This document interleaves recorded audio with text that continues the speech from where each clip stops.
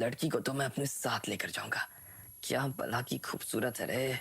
इसके साथ वालों को पता चलेगा कि ये मेरे साथ है तो चल ही जाएंगे वो। इतने में एक आदमी ने रेवती की तरफ देखते हुए कहा। वो सभी अपने मन में ये मान चुके थे कि उन्होंने लकी को मार ही दिया था। ठीक इसी वक्त लकी ने धीरे से कहा, बहुत ऊंचे सपने देख रहे हो, रहने दो, पूरे नहीं होंगे। जैसे ही लकी ने यह कहा कि इतने में उन लोगों ने उसके ऊपर हमला कर दिया। सबसे पहले हाड़ा परिवार के जीवन ने उसके ऊपर चाकू फेंका। वो चाकू उसने सीधा लकी के पैर पर फेंका था ताकि वो आगे ना बढ़ सके। लेकिन जैसे ही लकी को वो चाकू लगता, इतने में उसने अपना पैर उठाया और चाकू नीचे से निकलकर स्ट्रीट लाइट से टकरा गया। इतने में हीरा और रेवती भी लकी की तरफ से लड़ने के लिए आगे आ गए।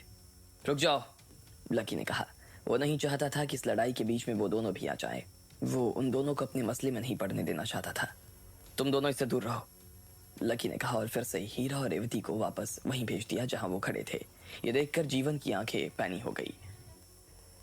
पहली चीज तो उसे ये खटक रही थी कि उसका चाकू खाली कैसे चला गया। उसने जितने भी निशाने लगाए थे उसमें से ये दूसरी बार उसका चाकू खाली गया था। इससे पहले उसका चाकू खाली तब गया था जब उसने पहली बार चाकू चलाया था। लेकिन लकी ने जिस तरह से अपने आप को बचाया था, उसे देखकर ऐसा लग रहा था कि लकी कोई आम आदमी तो नहीं था। लेकिन बाकी लोगों को इस चीज से कोई फर्क नहीं पड़ रहा था। वो आदमी जिसने अपने सिर पर लाल रंग का गमछा बांधा हुआ था, वो भागता हुआ लकी की तरफ आगे बढ़ने लगा। वो उसे मुक्का मारकर नीचे गिरा देने वाला था। लेकिन जैसे ही उसने लकी को मुक्का मारने की कोशिश की तो लकी ने उसका हाथ पकड़ लिया और उसकी बंधी हुई मुट्ठी को मसल दिया। वो बुरी तरीके से कुचली जा चुकी थी और अब उसके हाथ में कोई जान बची हुई नहीं थी। आह!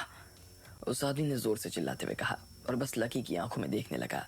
उसे लकी की आंखों में अपने लिए डर साफ नजर आ रहा था। वो उससे बहुत घबरा रहा था। इतने में लकी ने अपना हाथ उठाया और उसके पेट में एक जोरदार मुक्का